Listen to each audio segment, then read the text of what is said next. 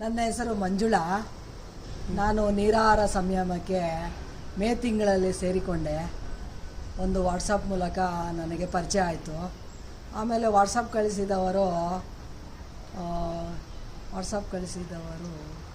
ಒಂದು ವಾಟ್ಸಪ್ ಮೂಲಕ ನನಗೆ ಇದು ಪರಿಚಯ ಆಯಿತು.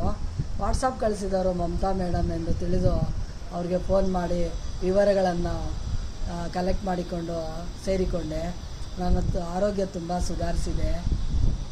ಇದು ನೀರಾಹಾರದಿಂದ ಎಷ್ಟೊಂದು ನನಗೆ ಸಹಾಯ ಆಗಿದೆ. ಶುಗರ್ ಲೆವೆಲ್ಲೆಲ್ಲ ಕಡಿಮೆ ಆಗಿದೆ. ನಮಗೆ ತುಂಬ ಮೈಯೆಲ್ಲ ಲೈಟ್ ಅನ್ನಿಸ್ತಾ ಇದೆ. ಕಣ್ಣುಗಳೆಲ್ಲ ಹೊಳಪು ಬಂದಿದೆ.